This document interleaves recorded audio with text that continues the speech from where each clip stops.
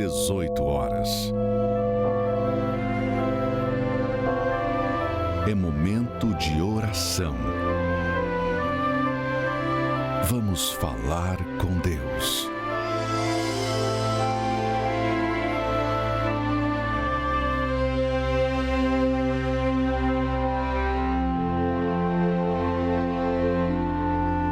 Sim, meu Pai, podemos falar contigo, porque o Senhor tem sempre os teus ouvidos abertos e atentos à nossa voz, ao nosso choro, ao nosso clamor, às nossas súplicas, à nossa oração. E desde o templo de Salomão, eu peço a Ti por esta pessoa que já não quer mais depender dos seus pais, depender do governo, depender de alguém ou de algo. Esta pessoa quer aprender a depender exclusivamente da sua própria fé e de Ti. Da fé, porque sem ela é impossível agradarmos ao Senhor, é o que está escrito na Bíblia Sagrada. E quando dependemos de Ti, o Senhor sempre nos surpreende, nunca somos decepcionados. Há pessoas agora chorando, sofrendo, porque depositaram a sua dependência, ficaram esperando e confiando que alguém ou algo fizesse por ela o que, na verdade, só o Senhor poderia fazer. E esta pessoa está aí desanimada, triste, irritada, culpando a tudo e a todos, quando, na verdade, o erro foi a escolha errada que ela fez. Por isso agora eu peço, dar um sinal para ele que está hospitalizado, para esta pessoa que está trabalhando, ou no presídio, no carro, em casa, não importa o lugar, não importa os erros que ele tenha cometido, se ele está arrependido, se ela realmente nesta Semana Santa quer mudar de vida, então, meu Deus, agora dá um sinal para ele, pois eu declaro esta água consagrada por Ti como um ponto de contato para arrancar a dor, o vício, a depressão e dar a esta pessoa força para Te buscar e a coragem para Te obedecer. Beba, participemos juntos desta água consagrada a Deus em oração. Coloque a mão sobre a dor, se você traz uma angústia, coloque a mão sobre o seu peito. Se você traz uma perturbação, pensamentos de morte, suicídio, coloque as mãos sobre a cabeça e diga: todo mal, em o nome de Jesus, diga: saia! Respire profundo e agradeça a Deus pelo livramento, meu amigo, meu Pai. Juntamente com a equipe deste programa Encontro com o Espírito Santo, pedimos por todos, especialmente por aqueles que perderam um ente querido, um conhecido, um amigo, nesta pandemia. Deus, que neste domingo de Páscoa, esta pessoa, ao receber das Tuas mãos, representada pelo altar, o pão que representa o corpo e o suco de uva que representa o sangue, ele entra em aliança contigo. Prepare-se, amigo, aí agora, fale com Deus, diga: eu vou abandonar este erro, este pecado, esta falha. Eu vou me consertar contigo e eu vou me entregar neste domingo, pois eu vou participar da Santa Ceia no domingo de Páscoa para receber o Teu Espírito. Vem, Senhor Espírito Santo, sobre todos que estão no jejum de Daniel e sobre todos que vão para a decisão, para o altar, neste domingo, dia 4 de abril. E todos digam amém e graças a Deus.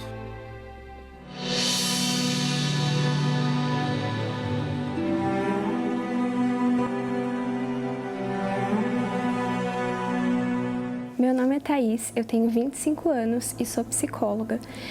Os meus problemas começaram aos 11 anos, quando eu comecei a sofrer bullying na escola. Eu comecei a ficar com uma autoestima extremamente baixa, eu não conseguia mais olhar para mim mesma e ver valor em quem eu era.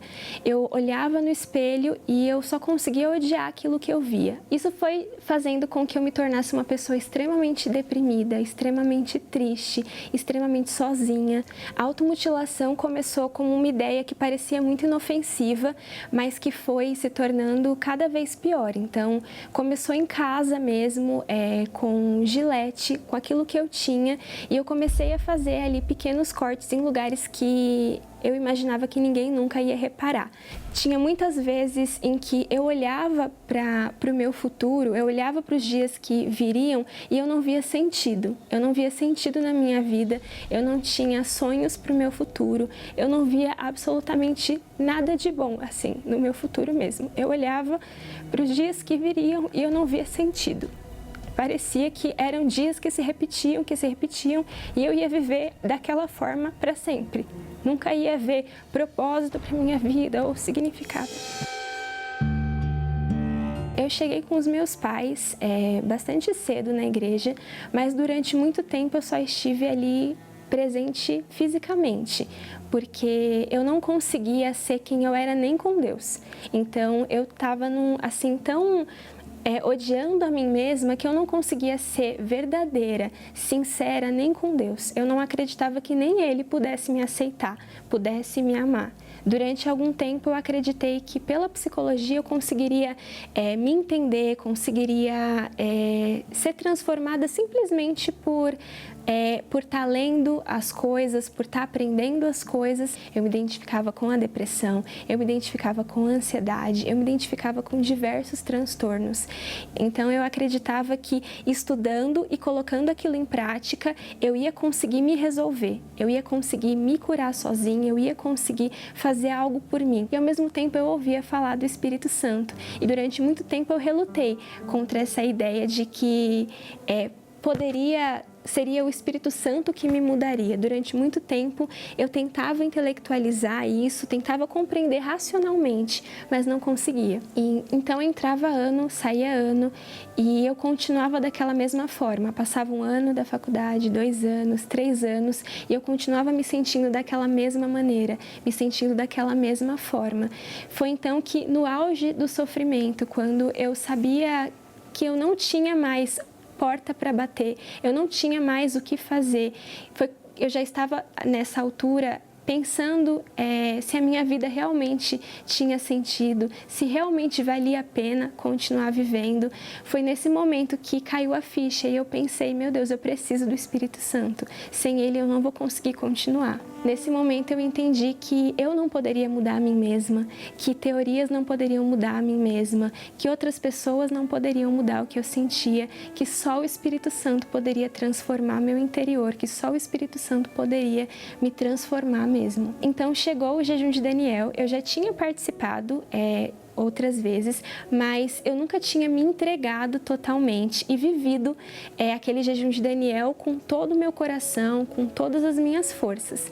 Então, nesse jejum, eu me dispus a me entregar mesmo. Eu busquei fazer desafios comigo mesma, abrindo mão de comportamentos que eu tinha, de coisas que eu pensava, de coisas que não agradavam. Fui começando a fazer desafios de abrir mão de coisas que eu gostava de fazer, mas conforme eu fui abrindo mão de fazer essas coisas, de passar aquele tempo nas redes sociais, de assistir um filme, de assistir a televisão, eu comecei a perceber que sobrava tempo. Então eu pegava as minhas coisas, pegava a minha Bíblia, pegava as minhas canetas e eu começava a ler como se Deus estivesse ali do meu lado, como se Ele estivesse falando comigo.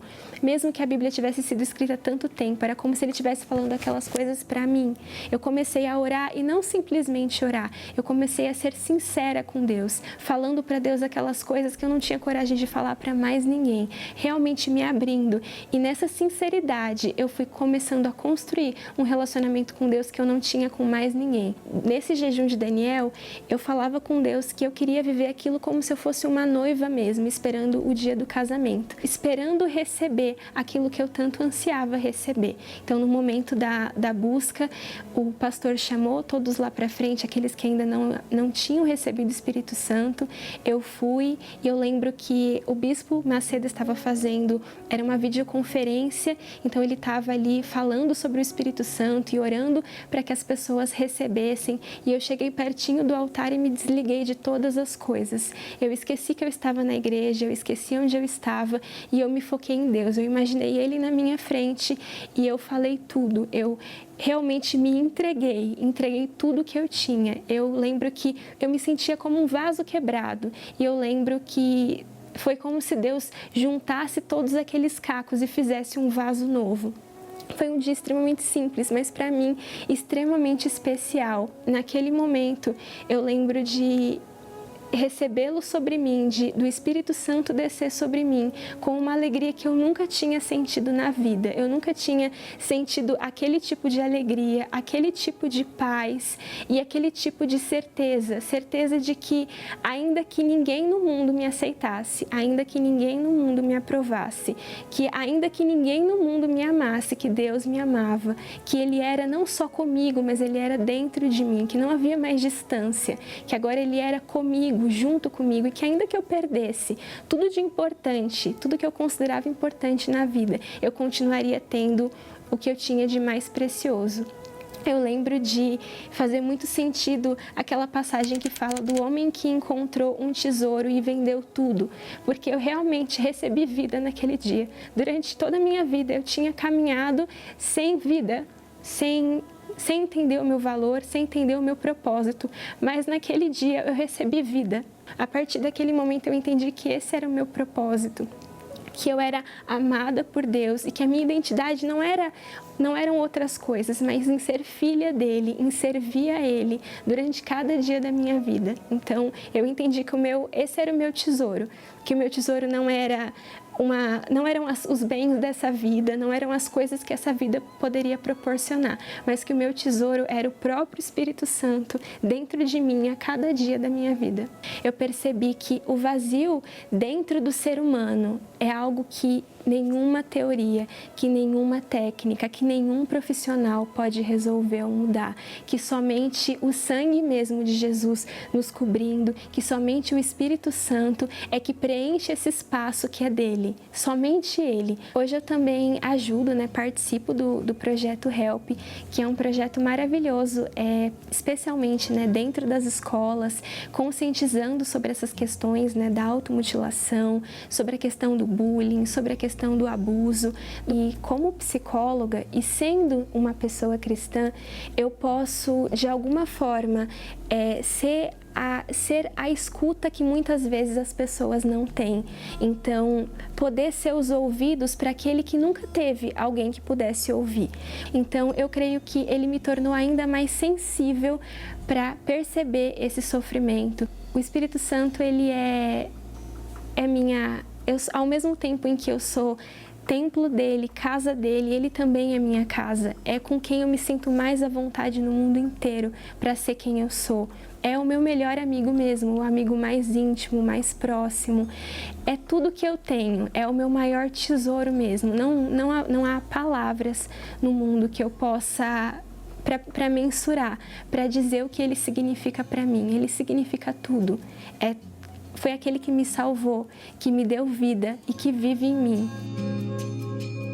Até quando você vai continuar se escondendo por detrás da sua formação acadêmica, universitária? Nada contra, mas atrás de um diploma. Até quando você vai ficar se escondendo atrás das suas conquistas financeiras? Ou atrás da sua família? Atrás da sua religião?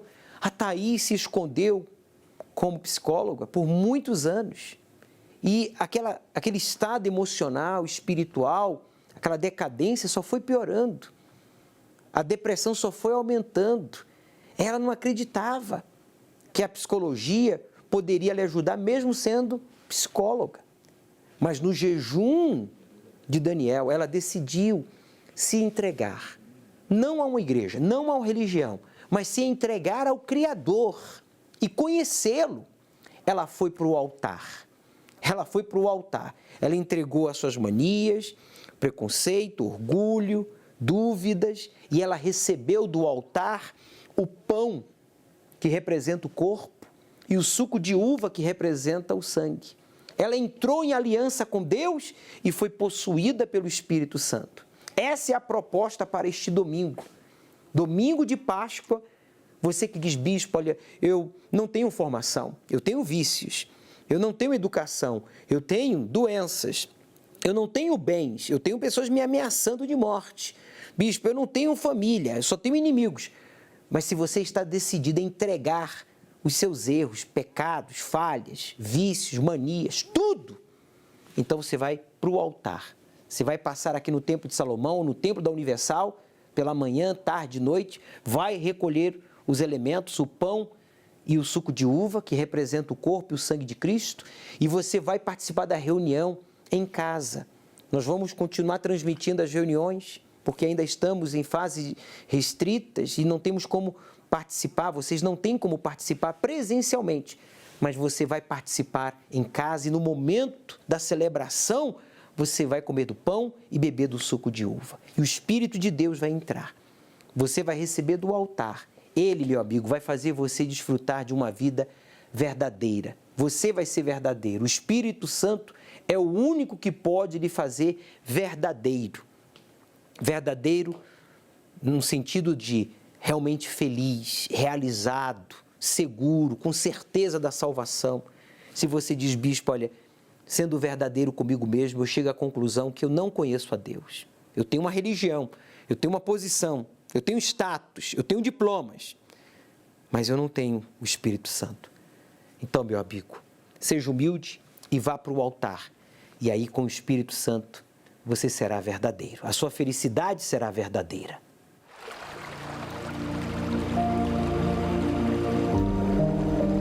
Jesus disse: se alguém tem sede, você que tem tido sede de conhecer pessoalmente o Senhor Jesus, então você é convidado a participar do jejum de Daniel, pois ele prometeu: se alguém tem sede, venha a mim e beba. Ele quer se revelar para você que conhece a história dele, mas ainda não o conheceu pessoalmente.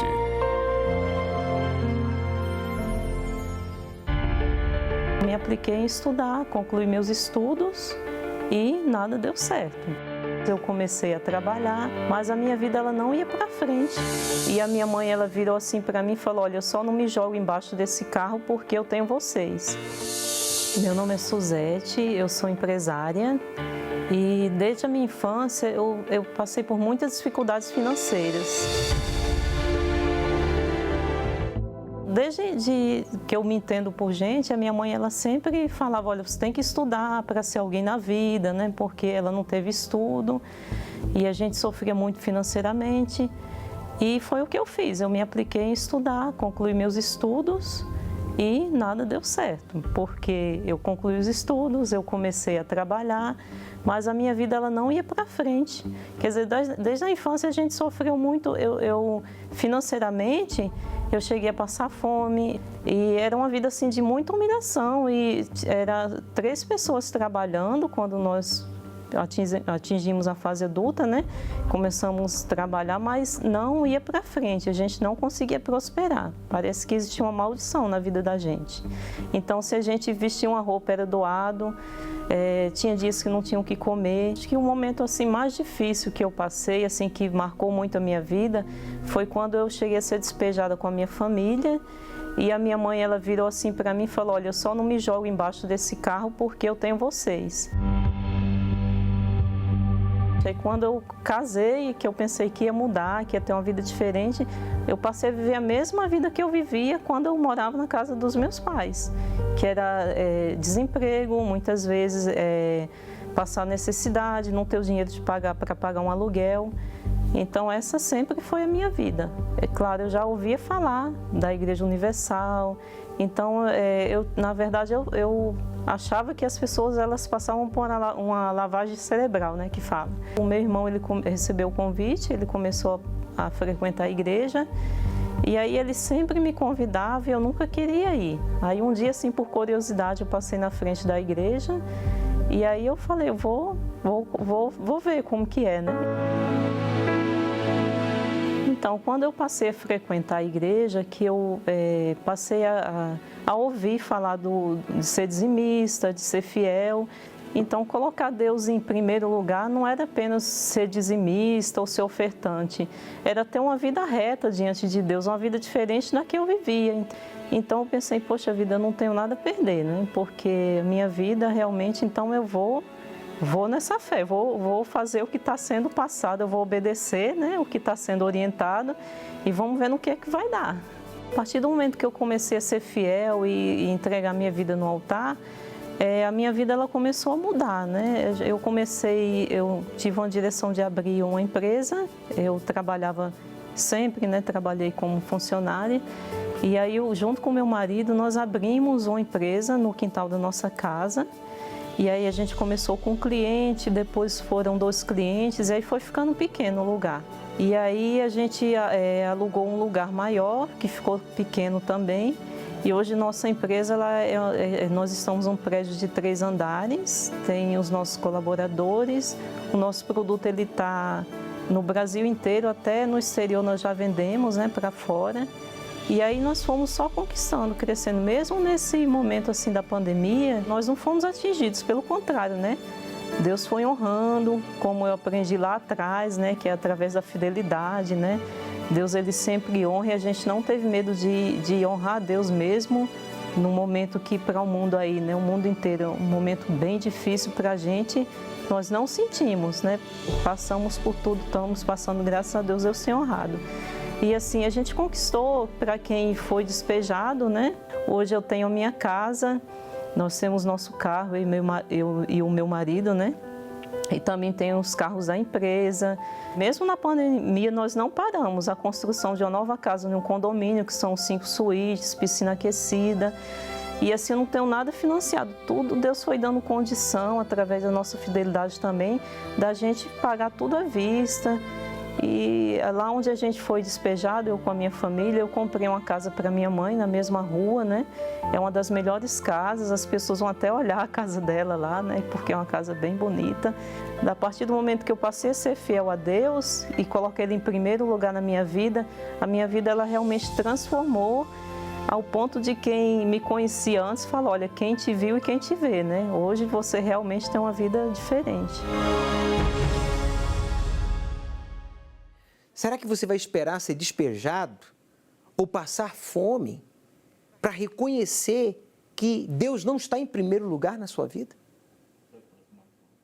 Reconheça, meu amigo, porque a Suzete, ela chegou a passar fome, foi despejada com a sua família e ela então, ao invés de se voltar contra Deus, se rebelar contra Deus, ela se revoltou contra aquela situação.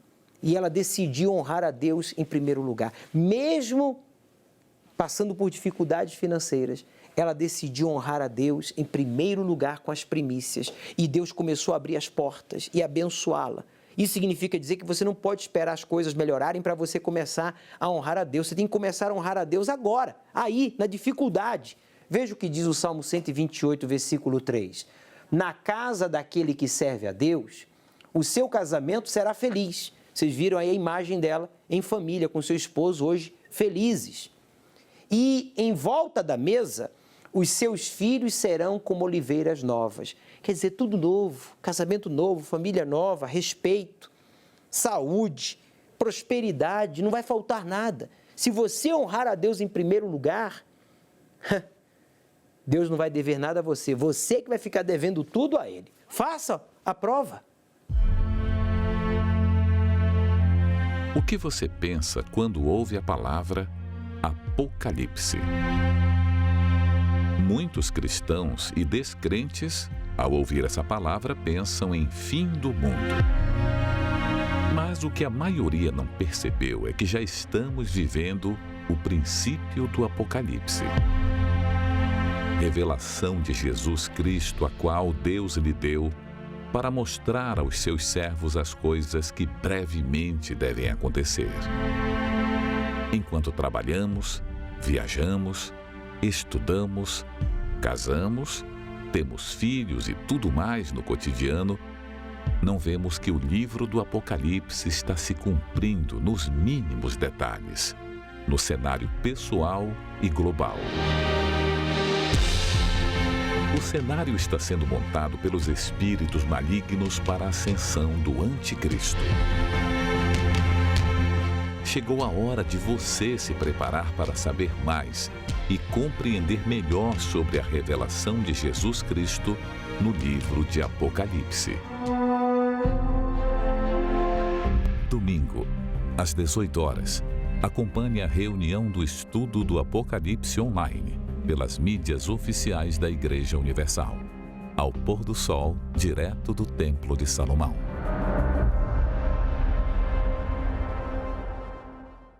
Haja luz. Essa foi a primeira ação de Deus em relação ao caos em que se encontrava o planeta Terra.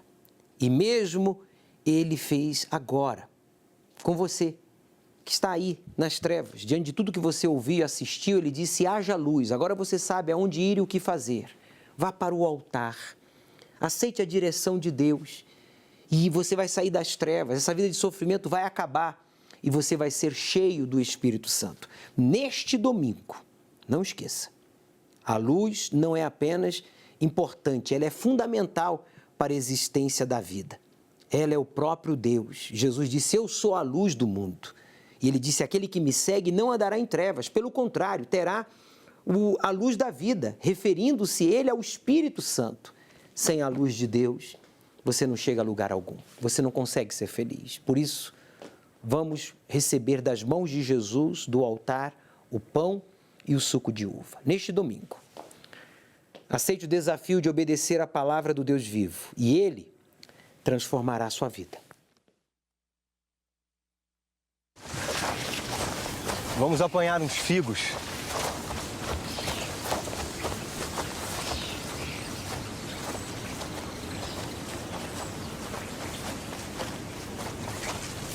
Só tem aparência. Fruto que é bom, nada. Essa figueira aqui enganou a todos. De longe parecia frondosa.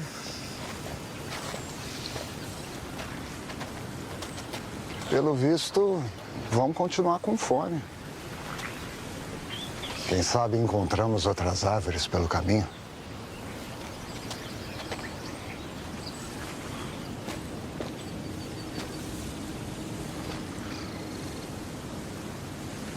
Que nunca mais alguém coma um fruto seu.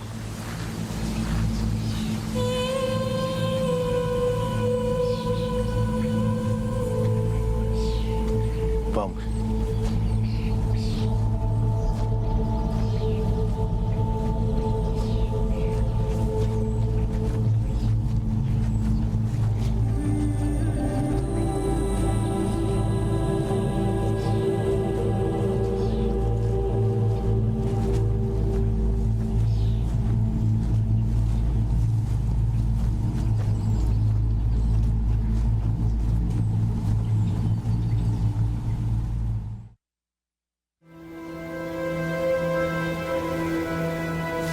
Mestre, a figueira que o senhor amaldiçoou está seca.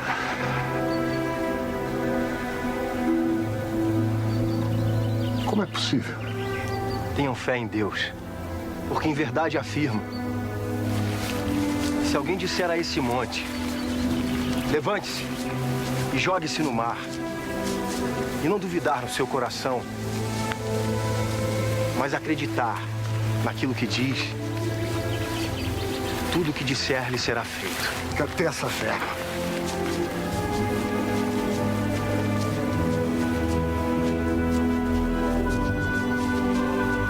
Tudo o que pedir em oração, creia que vai receber, e assim será.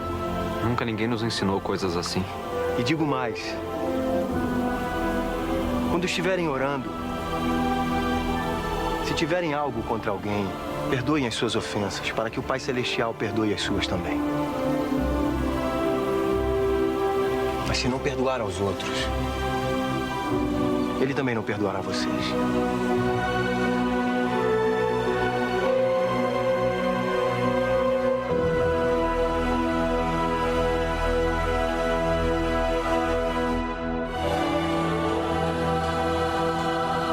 Um dia o sol não vai brilhar no céu.